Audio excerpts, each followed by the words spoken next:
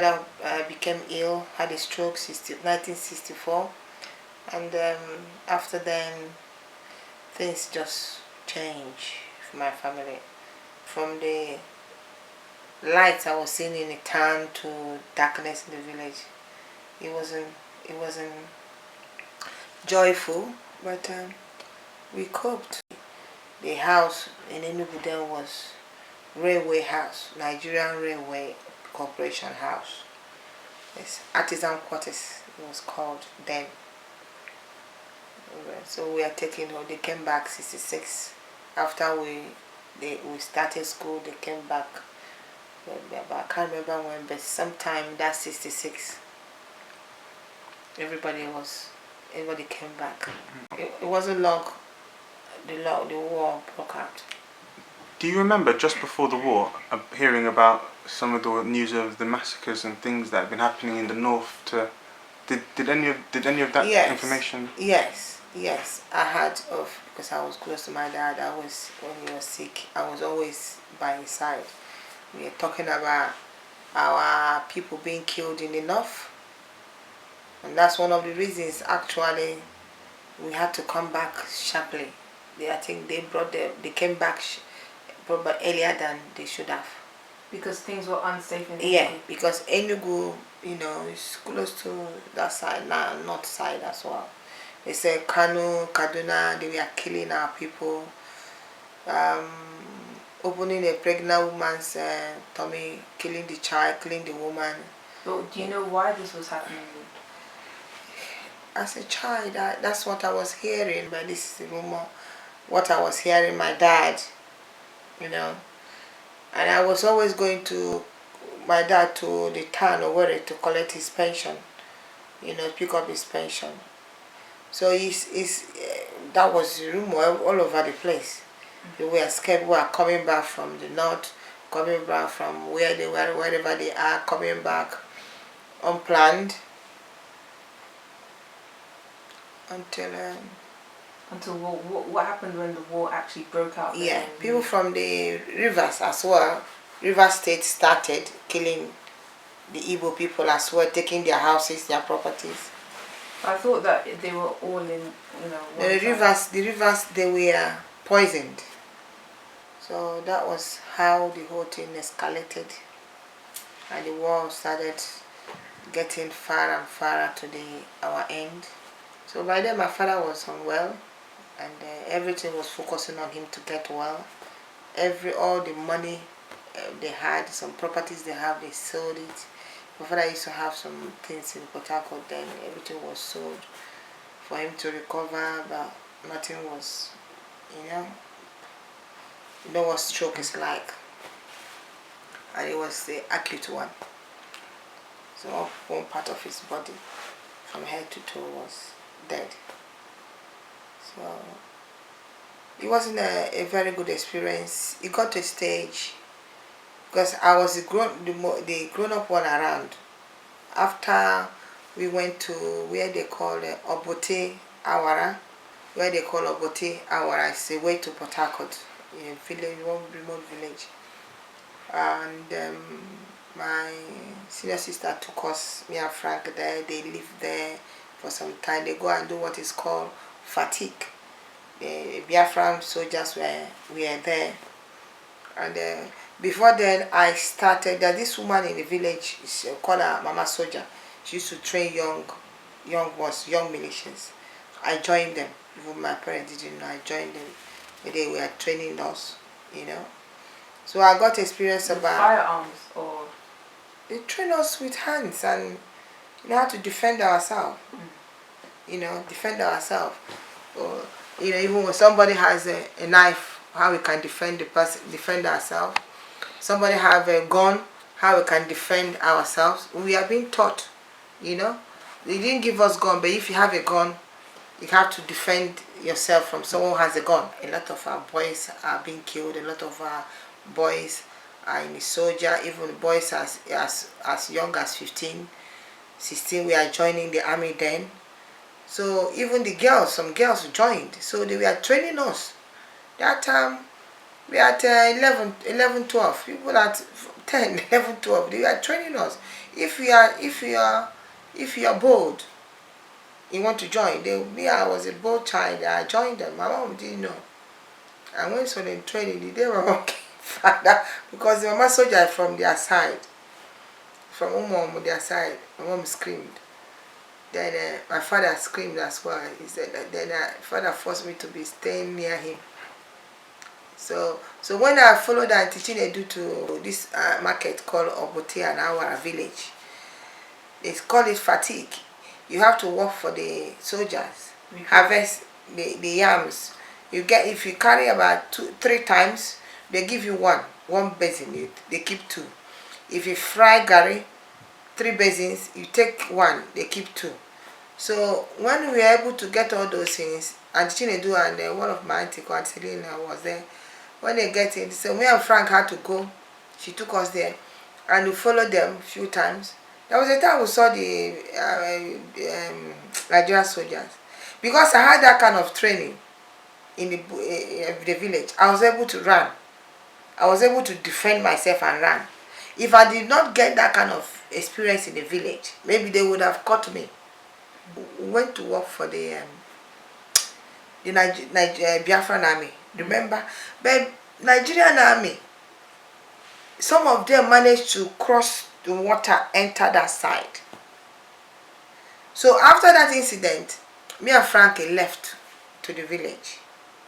And after that we living to the village. Do you know that some people were captured? They ran. But we got stuck on the way because what we were carrying was too heavy for us as children. Walking a distant miles. We were on our foot on this thing on our head. Miles. If you know where Owerri is to my village, let alone from Obote or Awara, Obote to my village, it's more than 20 kilometers. So what happened there, that experience cannot leave me. Frank joined my own on his, and Frank got cramped and couldn't move his legs. I have to unload his goods and carry on my head when my own leg is a bit free. And this is how we are going on and got to a place called Umudago in a village in Ibieri. So we went there, was night. We have to wait there, enter one woman's house. The woman saw us and took us in and was, sympathetic. And by then some people have passed us and went and told my mom, and mom carried lamp, lantern, crying and shouting and coming down to meet us, finding where we are. So when she got there, because she was screaming and crying, some people told her, she was describing how we are. And the woman's house was next to the road, and we told her that we will not enter her house, we'll stay in this, we'll send message to her mom. My mom will follow, will surely come and get us.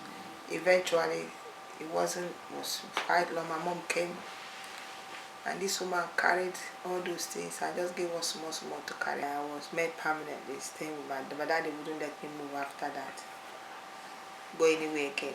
So it wasn't long, I don't know how long, because this was happening, I think 68. There wasn't long. The war entered Ibieri. They captured Ibieri. The Nigerian army entered Ibieri. Remember, they entered Owerri, they entered Ibieri. So my people ran. My people ran to my maternal home. It was about nearly 2 miles. My father couldn't move. Remember his legs. So my father said, follow them. I said, no. I stayed with my father under a tree. And from there we were hearing the shelling, the bombs. The airstrikes. Yeah, airstrikes and the bomb. That's what we are hearing. And you see what do you call it? The sound. Not just the sound, the bombs going fear. That's missiles. What. Yeah, missiles going. Is it missiles or bomb or whatever it's called? They didn't hear fear. What do you hear? Boom, boom, doom. That's what you hear hearing. And me and my daddy, we heard ourselves. I heard my daddy like that. As I heard my daddy, my daddy was in tears. He said, "Daddy, why are you crying? Daddy, don't cry. They will not catch us." So after a while, the Biafran soldiers retrieved them and they went back. So they, when they entered, they were capturing girls. So. And my mom gave birth to Auntie Angela. So she had to just make me carry Auntie Angela. Why were they capturing girls? They were capturing them, sexually abusing them, took them as wives and things like that. What this Boko Haram them are doing now, when they captured girls, they do nothing to them than to use them as girls. That time my mom was hiding me, because I was grown, matured. That is, I grew faster than my age. Not big, it's developed. Tall, developed, yes. And then they are taking girls. The shell there, the airstrikes, they were shelling. That's why when we hide under the tree, under the leaves, they don't see you. But if you wear anything bright, you're easily seen. So you don't wear anything bright. You don't stay under this in the zinc house. Zinc house, or put a light on, things like that. Even in the night, you kind of, you don't put something that will bring make attention. Notice, yes. But how did you know this? Is this something that people were telling you? Yeah, we are taught. We are taught, yes. Did you lose anyone that you personally knew during the war? Yes. My best uncle, my mom's junior brother. He joined the army. He didn't come back. Uncle Morris. And that really hurt me till today. How old was he? Must have been in his either late 20s. People often tell stories of seeing bodies in the street. Yes, that was common. Can you explain your experience with that? How you felt? Oh, it was sad. Some people hunger. Kwashoko. You know what kwashoko means? Because malnutrition. Yeah, they are dying of hunger. Some is not the bomb shell, the bomb that killed them or the whatever. It's just hunger. Starvation. There was no food. That was the thing, do you think, killed more people? Yeah, even in our compound. If it wasn't my father was getting relief, and then my mom was a very hard-working woman. She knows how to put things together, even if it's leaves. She go on the bush and get it and cook for us to eat. Some people couldn't. My grandparents as well, they were doing well, and they were always supporting us. My father was getting relief because of the kind of person he was. He was getting relief and getting a pension. So we're still having something to eat, not luxury, but my mom goes to bush market and stay trading, sell all her things. Her jewelry, she used to have gold, pure gold, 20 something carat, 37 carat. She sold a lot, almost all of them. So during the war time, our clothing, she used to have lots of wrappers. She sold them to make sure we fit. Sold a lot of things. So we are not at the lower end. You never know first of shock. Even our neighbors that shock, we are helping. Mama was feeding them. So that's what I experienced during the war time. It's saddening because you see some people on the road walking and dropping dead, and that is it. Wow. You walk past them. How many will you cry of? So after a while, you just became desensitized. You didn't even feel it. Yeah, you have to. For you to survive, you don't know. And whenever they're having a relief, people will rush to go and get food so that they can have enough for the next day. Your father was sick, and eventually he did pass. So, yeah, passed away. So what happened building up to that moment, and what happened after he passed? He died. It was a moment I never thought would come, but he came. And he came, and I thought that was the end of my life. All the promises he made to me in particular. I was very clever, brainy child, always in the first position in class, and he promised to train me you promised me that you train me, send me abroad to be a doctor, medical doctor, to study medicine. And then when he passed away, it's like a dream shattered. And during the sickness, we didn't get any help. He said my mom was getting all kinds of abuse, kind of insult from my dad. Some people he helped in life to be what they are. All the same, my father is just one kind of a man. I saw that he would control himself. He would tell my mom, "You should trust God." He wasn't telling me to trust God. That was what he was always telling me, to trust God. And I've always trusted God. So the only thing I'm happy to say today, what he promised me came to pass. Even though I did not become a medical doctor. But God have been there for me all through. I was getting help not from my family, but from different way. I packed the sand, I sell. That's how I started gathering money to went and register myself back to school. And because I did not finish my elementary 5, I took exam then and I passed the entrance. Papa, I had no book to study. No book. It's only some of my daddy's books I used to read. Pass entrance to secondary school. Money to enter another wahala. And God being God. I raise money through that way. I go to bush, I break firewood.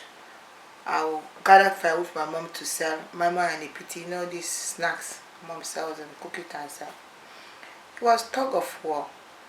But God was there for me, see me through all those challenges. My mom being a strong woman, sell everything she had, can sell. Her own properties. Join the money I had, register myself in the school.